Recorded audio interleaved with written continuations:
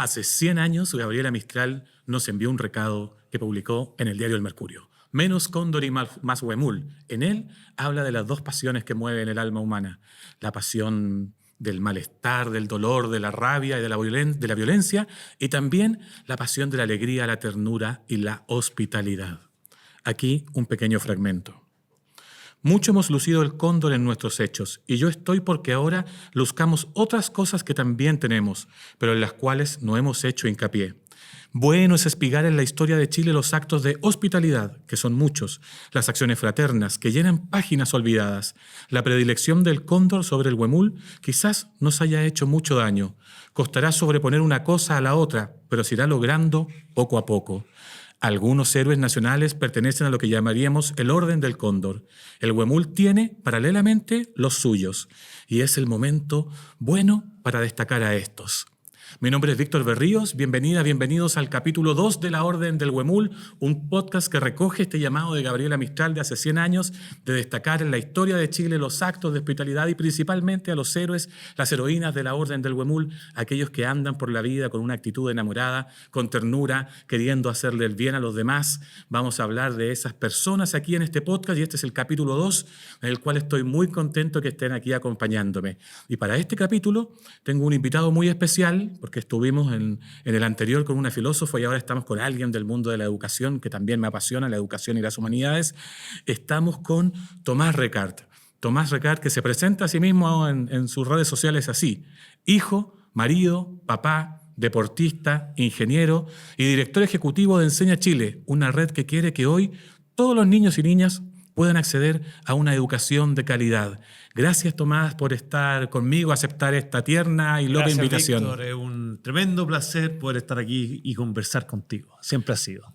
Hijo, ¿por qué partes presentándote como hijo? Eso es muy mistraliano. Bueno, hay que decir que habría que poner también, yo sé que eres mistraliano, nos hemos encontrado un par de veces.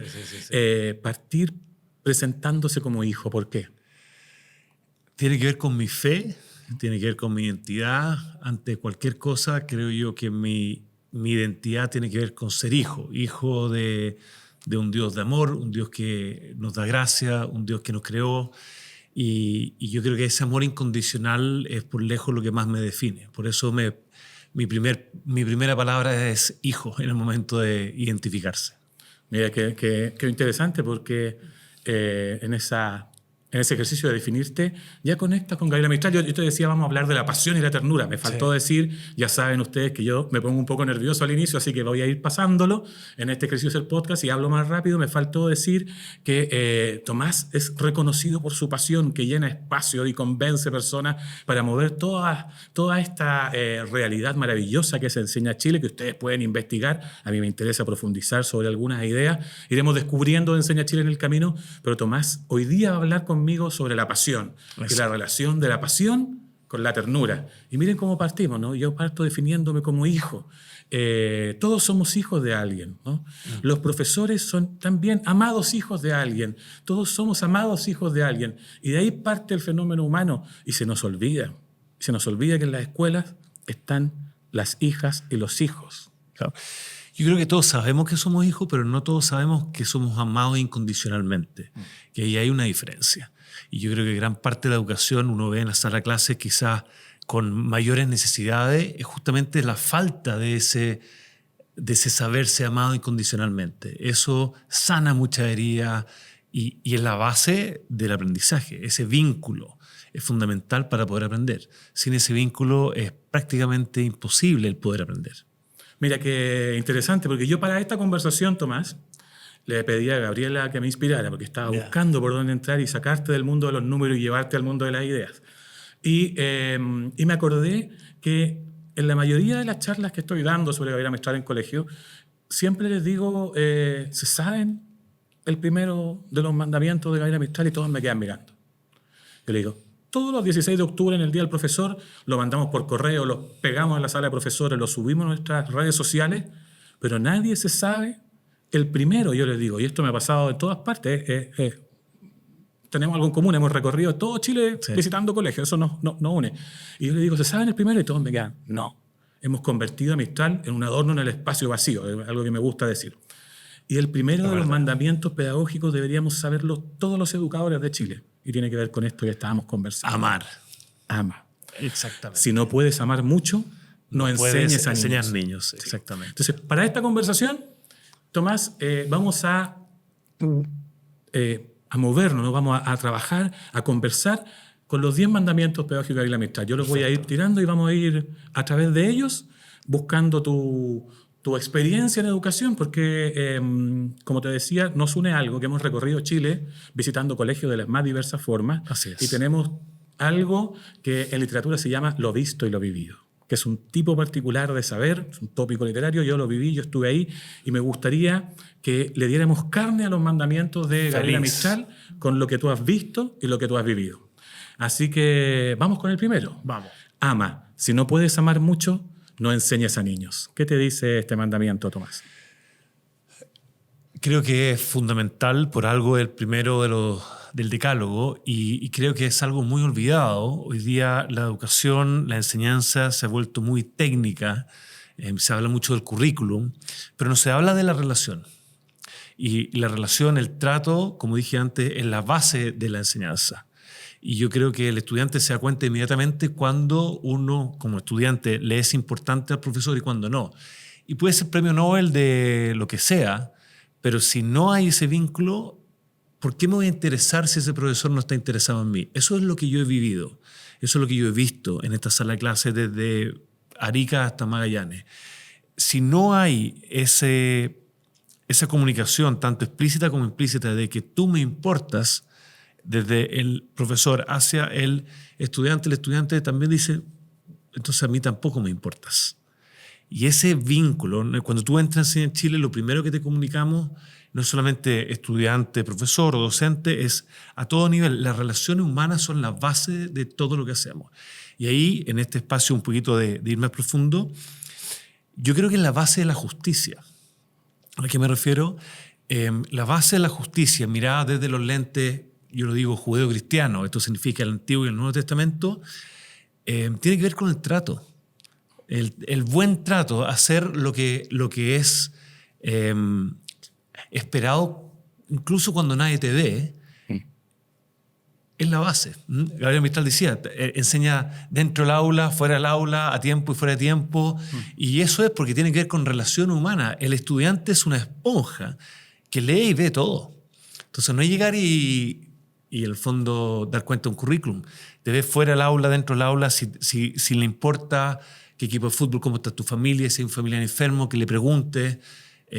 Todas esas cosas son importantes porque al final tiene que ver con relaciones humanas. Así lo estoy viendo, así leo yo el decálogo de Gabriela Mistral. ¿Hay alguna historia que recuerdes por ahí de este vínculo fuerte que te haya tocado ver entre estudiantes y profesoras, profesores? ¿Algún recuerdo? Quizás es una historia no muy linda, pero recuerdo muy bien cuando una docente le decía a su estudiante si ya habían hecho el trabajo que ella había pedido.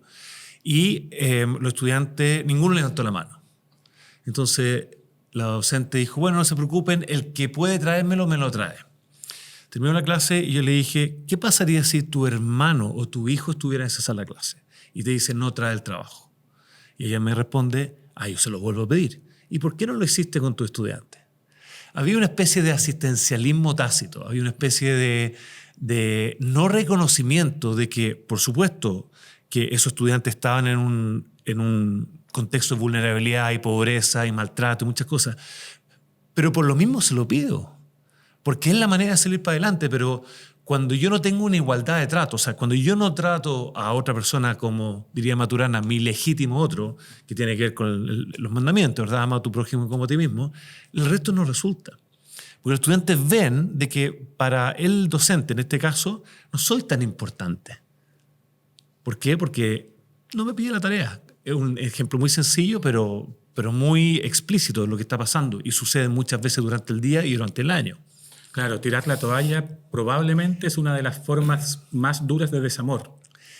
Los estudiantes, cuando sienten que el profesor tiró la toalla, se desentienden. Sin embargo, te voy a dar otra pequeña historia. Recuerdo haber estado al lado de un docente que ve su celular y se larga a llorar. Este era duro, era un ingeniero duro. Y lo veo mirando su WhatsApp con lágrimas en los ojos. Termina la reunión y le pregunto, ¿qué pasó? y me dice, voy a cambiar los nombres, este es Pedrito, que lo echaron el año pasado. Y me está mandando un mensaje diciendo, ahora en este nuevo colegio nadie me pide nada. Yo le quiero agradecer a usted de que el año pasado, aunque yo me portaba pésimo, usted nunca dejó de exigirme. Y bueno, él pensaba de que este estudiante no se da cuenta, pero el estudiante todo el rato estaba dándose cuenta de que a pesar de que no cumplía, que se portaba pésimo, el profesor nunca paró de exigirle.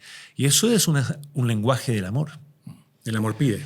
Claro, es un lenguaje de amor. Entonces, esas son las cosas que hoy día... Yo les pregunto a mis propios hijos, a veces le pregunto, bueno, ¿y este profesor, esta profesora cómo es? Una vez me dijo, se rinde con nosotros. Y eso fue tristeza absoluta, ¿verdad? Se rindió. Reconoce que lo que yo estoy escuchando en sus palabras, él reconoce de que los estudiantes no se portan bien, no dan toda su parte, pero uno esperaría que el adulto no se rinda, ¿no? Y le sigue exigiendo. Es parte del lenguaje, de buena manera, es un lenguaje de amor. No es el lenguaje de amor. Y tú dijiste en un podcast que escuché hace poco que el buen profesor demuestra su cariño en acciones, ¿no? Por supuesto. ¿Por qué significa esa frase para ti? Significa de que al final el amor tiene que ver de cómo se aman los unos a los otros, cómo nos servimos. El amor es una decisión. El amor no tiene que ver necesariamente solamente con sentimiento. Y claro, cuando yo llego a la hora, cuando exijo, cuando me preocupo de enseñar o de explicar nuevamente cuando alguien no entendió, cuando le pregunto, por ejemplo, a ese estudiante cómo está su familiar que está enfermo o cómo está su perrito o lo felicito porque su equipo de fútbol ganó, lo que estoy comunicando es que me importa más allá de mi matemática o de lo que yo enseño como profesor. Eso construye relaciones, eso son semillas que hablan de que tú me importas, eres un legítimo otro y por ende hay sentido en el aprendizaje. Mira qué interesante, el fenómeno primario de la educación, vamos a ocupar una palabra de Paz López en nuestra entrevista anterior, es construir esta atmósfera, ¿no? Una atmósfera donde el otro se siente querido, amado, en justicia y exigido. Y existen dos tipos de habitar. Estoy dentro de esa atmósfera donde me siento amado y protegido, claro, o estoy fuera. Y ese es un mundo muy injusto. Hay un libro muy interesante que se llama Desiguales, de Osvaldo Larrañaga, editor principal. Lo publicó el PNUD el año 2017 y habla que la desigualdad más grande en Chile, curiosamente, no es el ingreso, como quizás muchos pensarían, es el trato.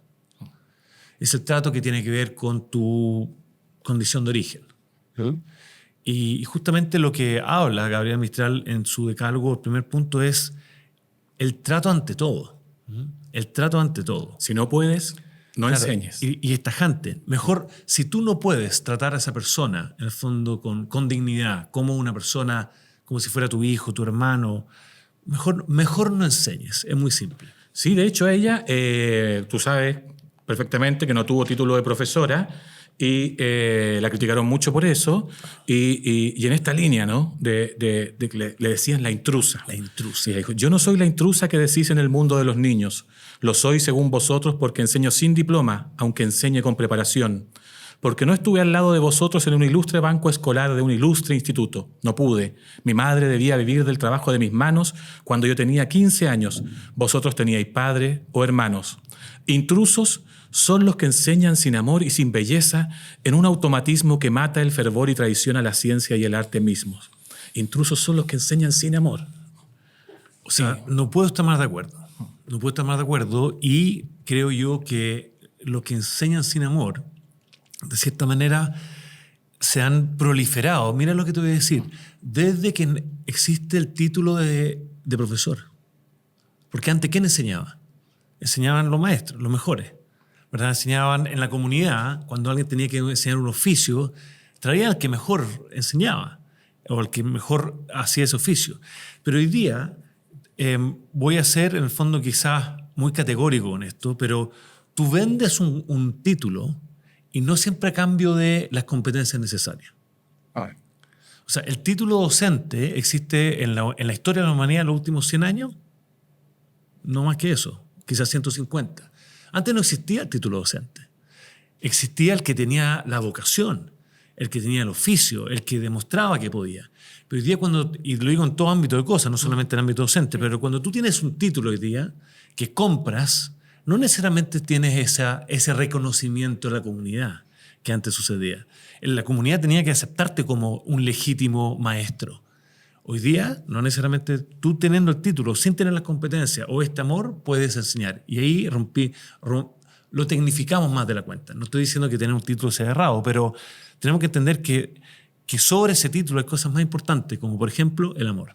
Sí, y hay una frase de Gabriela Mistral, yo tengo la tentación de leer muchos libros, pero voy a ir pasando después. Les puedo compartir a los que quieran la referencia exacta, pero no es la idea de dar una lata acá. Tiene una frase que me encanta. El trabajo es amor vuelto visible. ¿Eh? Ese es como el desde de cualquier oficio, claro. Porque en un texto precioso que se llama El alma en la artesanía, dice, todos somos artesanos y nos conectamos con nuestra pasión, con nuestra vocación, y el trabajo es amor vuelto visible. Pero ya quiero ir para allá y vamos a hablar del oficio, porque lo tengo un poquito más adelante, y quiero compartir contigo una frase, ¿no? Que no es de Gabriela Mistral. Dice, la oscuridad no puede expulsar a la oscuridad, solo la luz puede hacerlo. Martin Luther King. El odio no puede expulsar al odio, solo el amor puede hacerlo. Martin Luther King. Sí. Cuando yo trabajo y le enseño a líderes escolares, que es alguna de las cosas que hago, les digo, hay dos formas de resolver un problema. Yo puedo atacar la sombra o puedo expandir la luz. Sí. Yo tomo una decisión. Son las dos válidas. Yo voy a atacar y a reducir la sombra, voy a expandir la luz.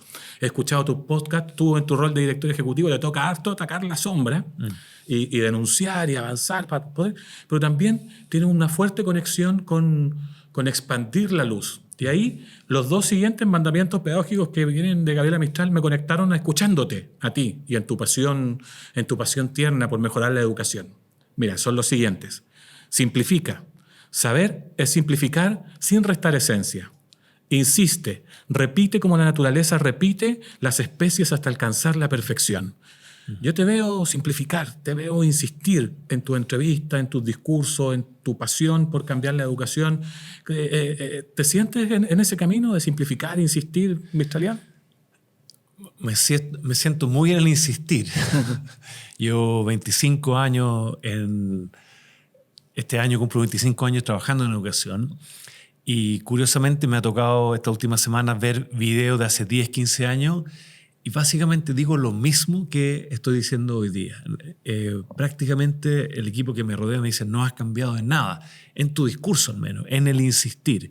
Y el insistir, dicho en simple, lo que nosotros hablamos en Cine Chile es que si tú quieres hacer una contribución a Chile o transformar Chile, primero conoce Chile. Si tú quieres transformar Chile, primero transforma una sala clase que es un mini Chile, no solamente educación en el sentido académico, sino que se ve la familia, se ve la vivienda, se ve la ciudad, se ve la salud, se ve el acceso a áreas verdes, el deporte, etc. Y si tú quieres cambiar Chile, primero cambia tú. Ese discurso lo hemos venido diciendo hace 25 años y curiosamente sin mucha modificación, prácticamente nada. Entonces sí me siento interpretado por el insistir. Pero es un discurso simple también, sí. No tecnificado como conversábamos hace poco, no sobreacademizado. Conoce Chile, qué lindo lo que acabas de decir. Cada sala de clase es un mini Chile. Sí, es un mini Chile porque me gusta mucho recordar que la educación, según la Declaración de Derechos Humanos del año 47, es todo lo que rodea al niño o a la niña desde que nace, no es el colegio solamente. Sí. Y ese puro entendimiento, esa pura línea que yo acabo de decir, cambia muchas cosas de lo que hoy día estamos haciendo mal. ¿Por qué? Porque si la educación es todo, bueno, el segundo pilar de la Declaración de Derechos Humanos es que la familia tiene el derecho y el deber de educar.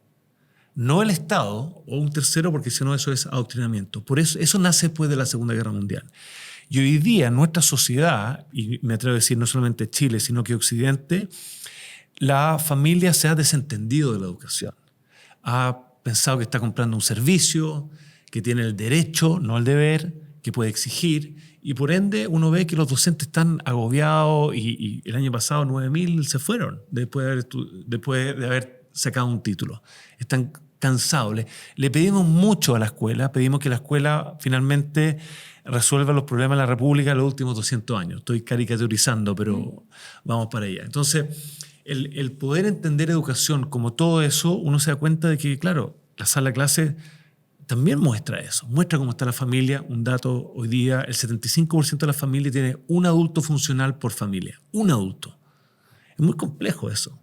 Después uno ve, como decía, la ciudad, la inequidad de la ciudad, la seguridad, las fallas de Estado, las fallas de mercado, etc. Entonces, es muy importante ver eso no como el currículum, sino que ver como un mini Chile. Aquí se refleja lo que está pasando de verdad en nuestro país.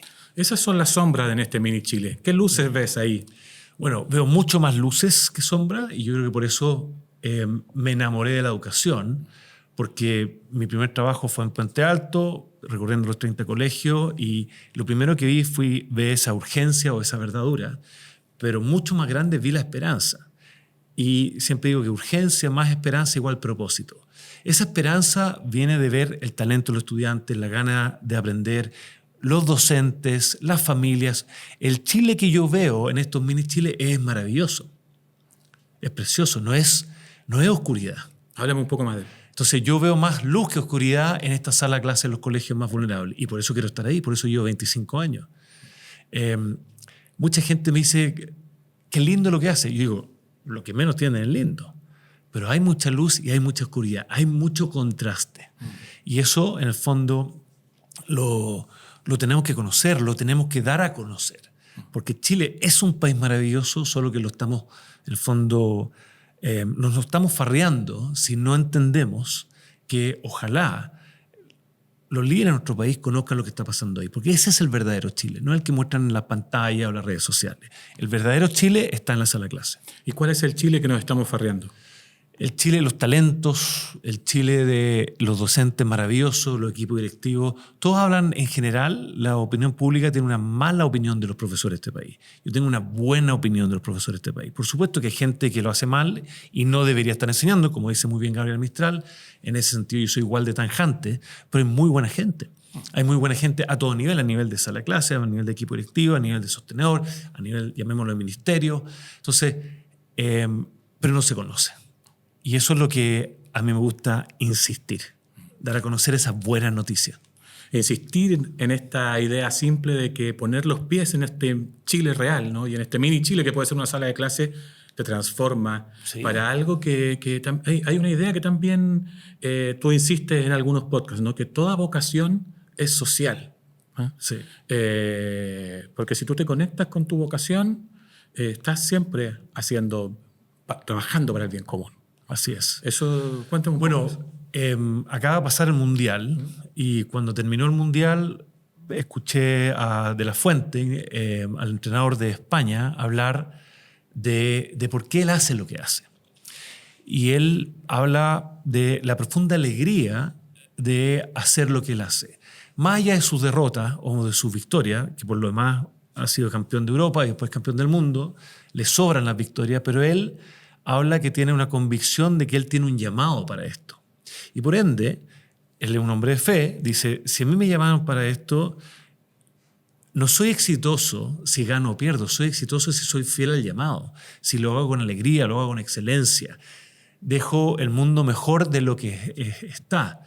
Los frutos van a venir, pero él tiene claridad de lo importante que es el proceso, y en este proceso él trabaja con personas, el trato. Entonces, él está concentrado en poder hacer bien su trabajo y disfrutar. Y curiosamente, el periodista que le hace esta pregunta de por qué irradia tanta alegría, él dice, yo vengo de Brasil, donde cuando le gana la selección es un alivio, porque si no, lamentablemente hemos visto en algunos países, los matan literalmente. Entonces, esto ganar o perder ha sido en el fondo visto como nos validamos y valemos, nuestro valor está ahí. Nuestro valor está en ganar o en perder. Él dice, no, nuestro valor es ser fiel al llamado que tenemos y hacerlo con alegría y excelencia. Y en ese proceso, a veces se gana, a veces se pierde, pero mi valor como persona no está en el resultado, está en ser fiel al llamado. Eso lo estoy fraseando. Messi habla algo similar, dice, yo recibí un don de Dios. Y trabajé lo más posible para sacarle lo mejor. Si gano o pierdo, él dice, a mí me gusta el fútbol. Entonces, disfrutar el proceso versus, y por eso voy a la primera pregunta, por eso mi identidad no está en mis logros, mi identidad está en el amor incondicional que tengo. Esa es mi identidad. Me puede ir bien, me puede ir mal, hay días buenos, hay días malos, me equivoco, pero mi identidad esa identidad te genera libertad para poder, en verdad, darlo todo. Y por eso llevo 25 años. No me he cansado porque he disfrutado el proceso. Yo siempre he dicho, el día que me echan de Enseña Chile, me voy a parar y le voy a dar un abrazo a cada uno de los directores y decir gracias porque, pucha, que lo he pasado bien. Oye, qué bonito, qué interesante, qué potente. Y serle fiel al llamado y vivir esta vida con una actitud enamorada, dice Gabriela Mistral en ese texto Sí. Ama, ¿no? Dice, Sí. vivir la vida con la actitud enamorada, serle fiel al llamado, ser alegre, ser potente, trabajar con esta ternura hacia los demás, todo me conecta y voy a hacer algo porque hablaste de propósito y ser fiel al llamado, entonces voy a saltarme al 4 y voy a ir al 5, después voy a volver. Dale. 5, que es el de la vocación, ¿no? Es el del llamado. Cuando se habla de Gabriela Mistral hay un libro precioso que se llama La vocación vertical. Ella también siente que recibió un don de Dios. Sí. Dice, maestro, sé fervoroso, para encender lámparas has de llevar fuego en el corazón. ¿No? Ese es el número 5. Y hay una frase, hay un mantra de Alejandra Pizarnik también que me gusta, una poeta argentina. Solo es posible vivir si en la casa del corazón arde un buen fuego. ¿No? Sé fervoroso, tienes que tener fuego en el corazón. En tu casa tiene que arder un fuego. ¿De dónde viene el fuego de Tomás? ¿De dónde viene la pasión de Tomás? Bueno, justo hoy día en la mañana escribía de que la labor del Espíritu Santo es poner amor en nuestros corazones, es llenar nuestros corazones de amor. Ese es Romanos 5:5. Y claro, habla de sufrimiento, habla de esperanza, habla de poder perseverar en el tiempo, pero al final eso lo hacemos porque, dice, el Espíritu Santo ha depositado fuego o amor en nuestros corazones. Entonces, hablando de la docencia, yo siempre digo, lo que más necesitan, vuelvo al 1, nuestros estudiantes, es amor. Entonces yo debiese estar examinando mi corazón si lo tengo lleno o no. En el día a día uno pierde ese amor, uno se filtra ese amor, uno tiene grietas en el corazón y ese amor muchas veces en el fondo se licúa. Y uno tiene que partir el día dándose cuenta de que efectivamente cómo está mi corazón. Y el corazón es engañoso por sobre todas las cosas.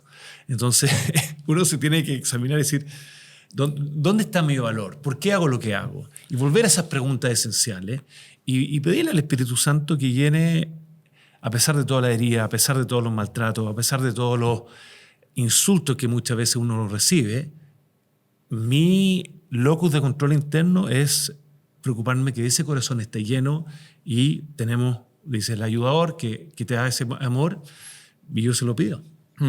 Mira, de hecho el 9 dice, voy a hacer este juego porque está apareciendo, antes de dictar tu lección cotidiana, mira tu corazón y ve si está puro. Sí. Ese es el Y yo 9. diría, y ve que si está lleno.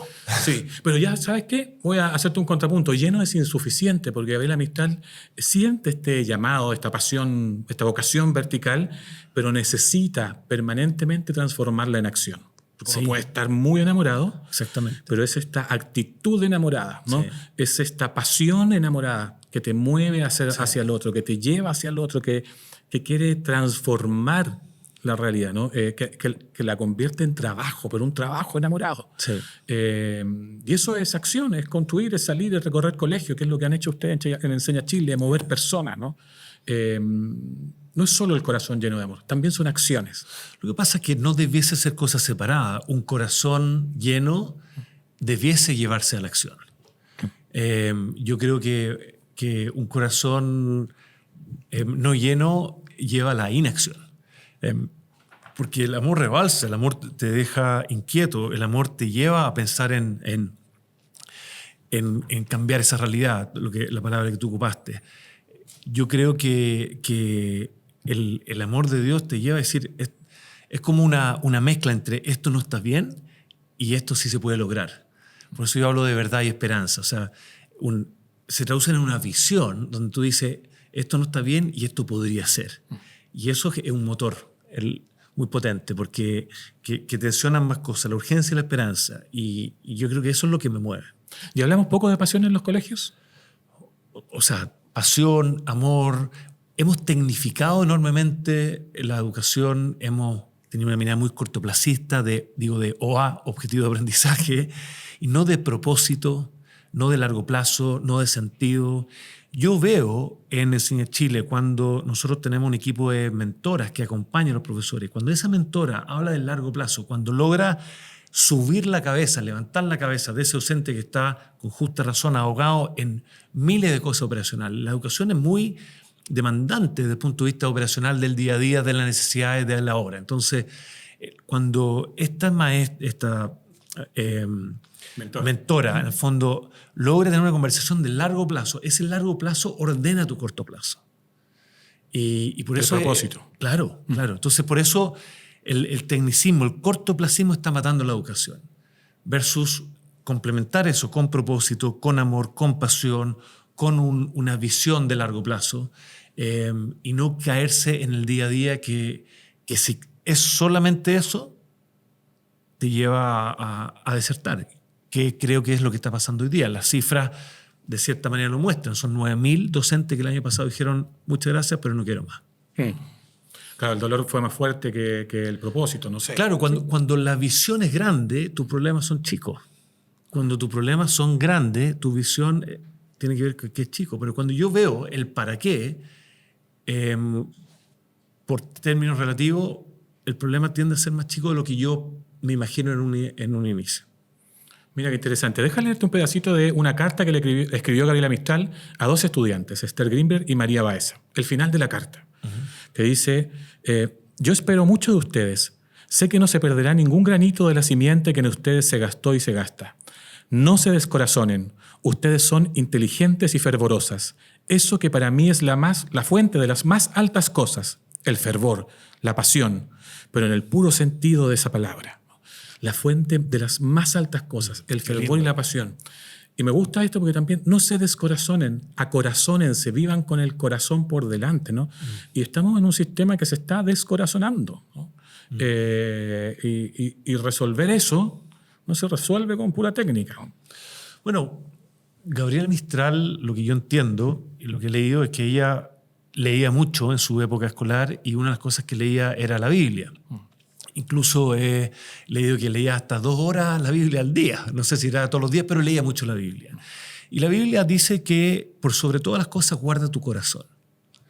Y yo creo que hoy día la educación, en el fondo hemos sido más influenciados, digo yo, por los griegos, que son muy racionales en el sentido de, incluso si la Biblia dice, la mucha letra mata. ¿Verdad? Entonces, tratamos de racionalizar tantas cosas, ¿verdad? Y Gabriela Mistral, siendo una poetisa, logra sintetizar y simplificar y, en pocas palabras, abrirte la mente e imaginar, no solamente entender. No quiero decir que el entender sea malo, el entender no es suficiente. Y ahí es donde me gusta esto de darle énfasis al corazón, porque el corazón no es solamente lo racional, sino que también tiene que ver con la voluntad, también tiene que ver con las emociones, también tiene que ver con... El corazón es un símbolo del centro de tu vida, donde está tu conciencia también, está la comunión con Dios, con los que tenemos fe, creemos en eso. Entonces, es mucho más que la razón. Entonces, no matemos la razón, pero no creamos que la razón es todo. Yo creo que ahí hay un problema. No, si nos quedamos solo en la razón, a mí me gusta compartir esta distinción entre entretenimiento y entusiasmo. Cuando estoy entretenido, estoy entre dos cosas en un estado pasivo. Y cuando estoy entusiasmado, etimológicamente es enteos, con Dios adentro, ¿no? Que me mueve a la acción, quiere que yo haga cosas. Y ese Dios está en el corazón, se instala ahí, el Dios que me mueve a tener esta actitud enamorada. Y una de las maneras, para ir avanzando, porque tenemos tiempo ya que conversar, el número 4 que me salté hace un ratito dice, enseña con intención de hermosura porque la hermosura es madre, ¿no? Si yo quiero demostrarte mi amor, todo lo que hago por ti tiene altos niveles de belleza, de hermosura, ¿no? Todo lo que hago para ti va a ser bello. Voy a decorar mi sala, voy a hacer mi planificación con intención de belleza. Y esa es una de las maneras que Gabriela Mistral le exige a los docentes, ¿no? Sí. Se habla de belleza, enseña Chile. Belleza, creo yo que son... uno al leer la Biblia puede identificar al menos 10 tipos de llamado, al menos 10 tipos de vocación. Y una de esos es generar belleza. Y cuando nosotros enseñamos de vocación, la que menos se reconoce es justamente esa. Dios te llama a hacer un trabajo de excelencia, Dios te llama a hacer un trabajo de justicia, muchos hablan de poder tener dinero para poder así dar, etc. pero la belleza creo que de las 10 cosas que están en la escritura es la que más hemos olvidado en estos tiempos. Sin embargo, si tú ves la historia, antes los artistas, o sea, uno va a los museos y lleno de arte, ¿verdad? En la arquitectura, en la pintura, en la música. ¡Pah! Firmaba todas sus composiciones para la gloria de Dios y la mansa composición. Hoy día en un mundo tan tecnificado, técnico y al mismo tiempo tecnologizado, hemos perdido esa intención de belleza, creo yo. A todo nivel, por lo menos en Occidente. Sí, y además Gabriela Mistral dice que todos los buenos profesores son poetas. Hay un texto hermoso que se llama La educación, la enseñanza, una de las más altas poesías, cuando la acusan por estar haciendo muchos concursos de poesía en un colegio. Dice, la escuela es el reino de la belleza. El que no cree, aunque no lo crea, está aquí cantando y haciendo poesía. Todos somos poetas, ¿no? Los que trabajamos en educación, si estamos con el corazón por delante, porque eso es la poesía, ir con el corazón por delante. Y es muy interesante este cruce que aparece entre la enseñanza como la ciencia y el arte. Mira, Doug Lemov, que es muy famoso, Sí. enseña como un campeón, tiene una charla muy linda, esta de la BBVA, donde dice que los buenos profesores son artesanos, están justo al medio entre la ciencia y el arte, ¿no? Sí. Porque son creatividad y evidencia al mismo tiempo. Lo mismo dice la UNESCO en un reporte que sacó hace. Tenemos que tener datos, pero también tenemos que tener corazón creativo, entusiasmado, lleno de Dios, lleno de amor. Ese equilibrio, ¿cómo se aprende? ¿Te ha tocado ver cómo se aprende o cómo se enseña? Yo creo que hoy día lo que se me prende en la mente cuando escucho tu pregunta es tener claridad de lo nocivo que puede ser la tecnología.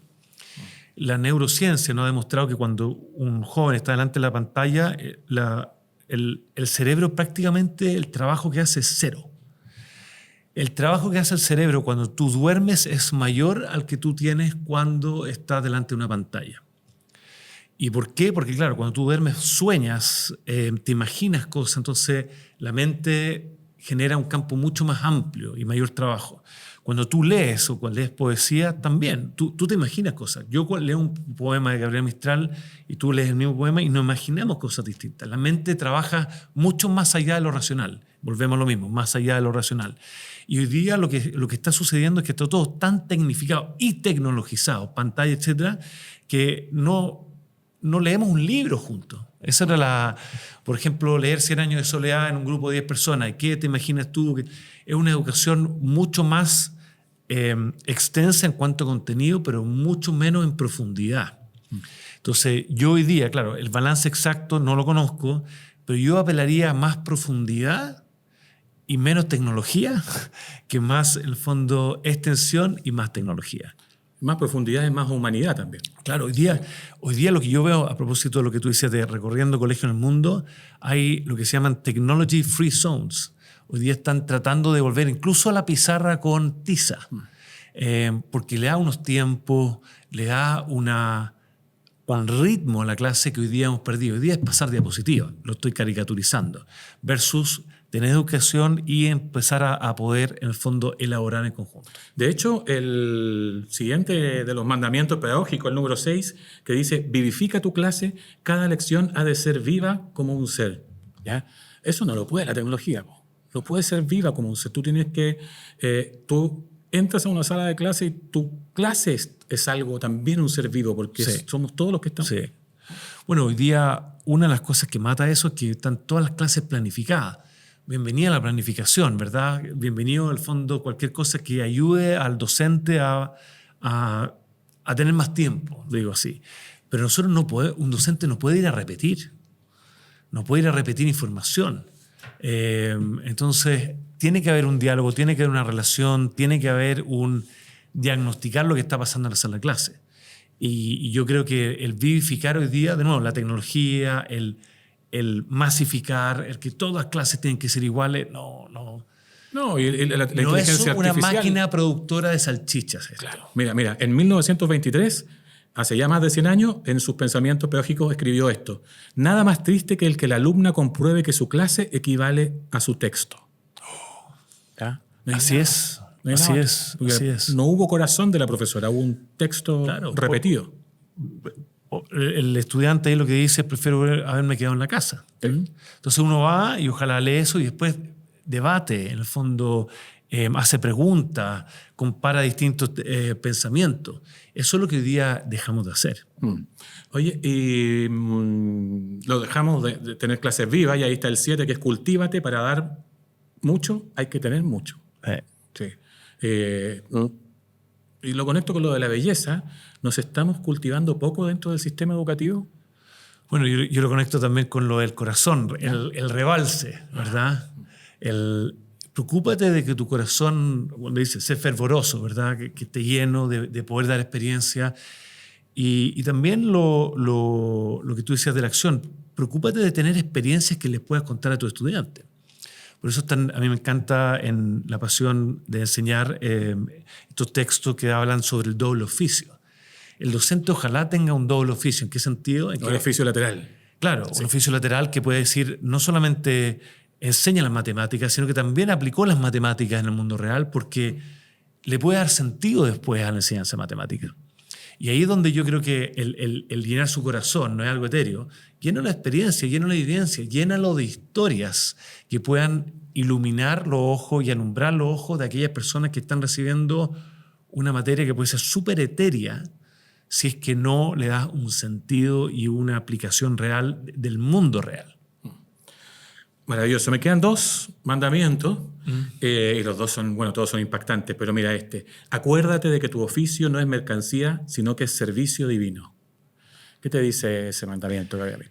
De cierta manera vuelvo a la palabra vocación, servicio divino, ¿verdad? Vocación viene de vocatio viene de llamado, y viene de esta idea original que uno encuentra en el Génesis, que somos de cultivar, de generar cultura, de sembrar, como que Dios, siendo todopoderoso, se resta, dice, saquémosle partido y potencial a este mundo juntos. Y ahí es donde viene este llamado interesante, que, ojo, que ninguna cosmovisión tiene un Dios que trabaja. Los griegos no tienen un Dios que trabaja, están todo en el panteón arriba, o sea, Dios se confunde con un artesano, en su momento más, se podría decir, glorioso, recién resucitado, lo confunde con un jardinero. Entonces no tiene esta pinta de las películas así con mucho músculo, aquí está en la oreja, así con la media ave de oro y que tiene una espada poderosa. Es una persona de lo más común y corriente que hay. Y nos llama a hacer lo mismo. Nos llama a seguir su ejemplo y trabajar, ser fervoroso, llenarse y poder cultivar en conjunto con un mismo valor. Hoy día el que es gerente general tiene otro valor y el que no tiene valor. No, lo que yo decía antes, si hagas lo que hagas, que sea por un llamado, que sea por una vocación, para así dejar mejor este planeta. Mira qué interesante. Gabriela Mistral le pone muchos nombres a Dios. Mi favorito es Maestro de los Oficios. Yeah. Es el que reparte los oficios en la tierra. Y todos los, sí, un texto muy lindo. Y los que trabajamos en educación, trabajamos para Él, en esta labor sagrada de repartir los oficios en la tierra. Y Gabriela Mistral se autodenomina, ¿no?, guardiana de la vida socio-natural de todos los negocios vitales. Eso es lo que hacemos los que trabajamos en educación. Ese es el nivel de la vocación. Ahora es muy bonito que Gabriela Mistral nos invita a todos a sumarnos, como enseña Chile Invita. Es una invitación tan abierta, sumémonos todos a esto. Nadie sobra. Todos, o sea, aquí lo que más faltan son manos, digo yo, en la educación. ¿Cuál es el gran problema en la educación? Es que hoy día faltan manos. Y faltan manos que, lo que hablamos antes, uno tiene en la cabeza el corazón donde están los pies. Entonces, que estén ahí donde las papas queman para poder entender, para poder transformar y ser transformado. Claro, faltan manos ahí en las salas de clase. Claro. En las comunidades de mayor necesidad, pero también de mayor activo. Son comunidades muy ricas en cuanto a muchas cosas, pero que no las conocemos.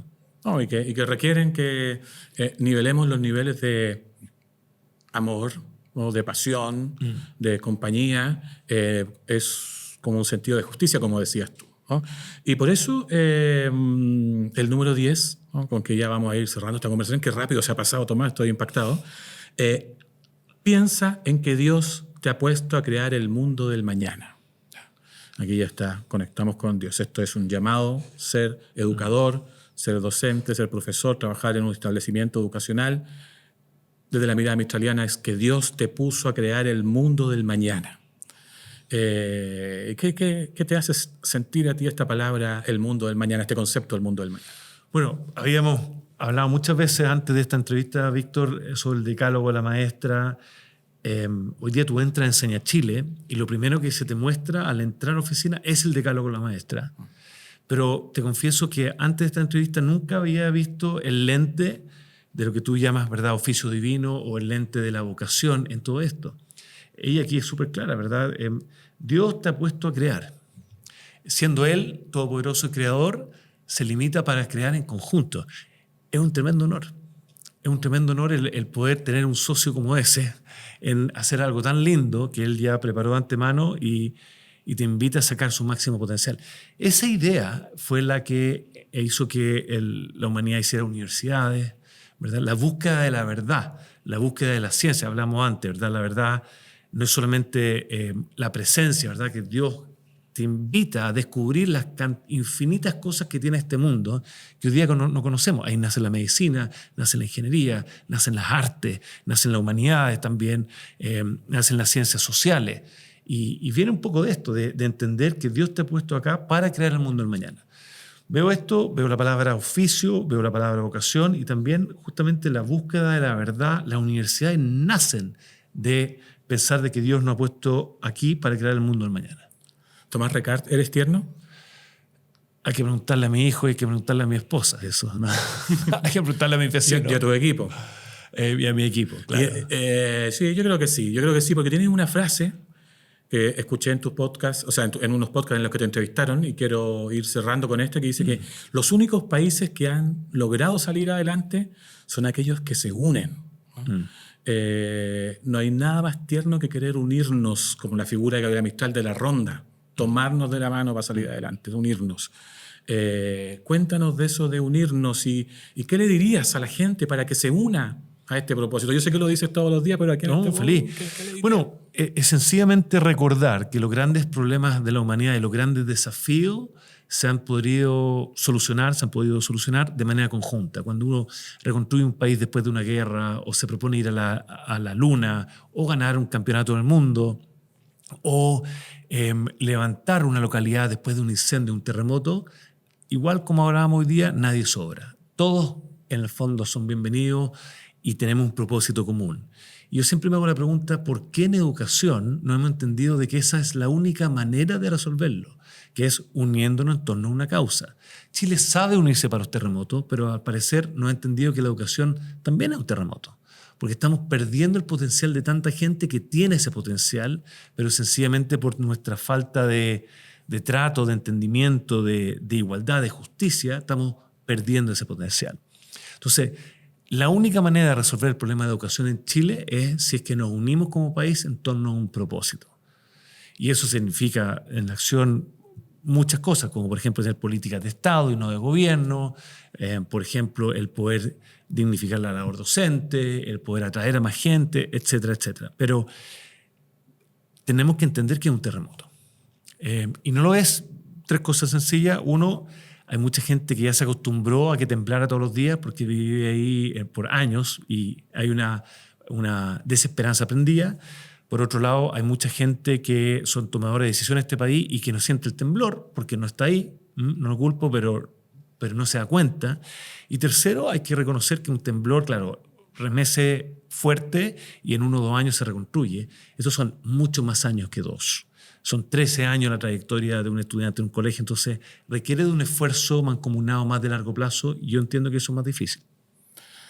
Es muy difícil, pero no por eso no interesante y entusiasmante y imposible. No solo lo difícil es estimulante, decía un poeta cubano, José Lezama Lima. Gracias por venir a la Orden del Huemul, Tomás. Gracias por esta conversación que pasó tan rápida. Bienvenido a la Orden del Huemul.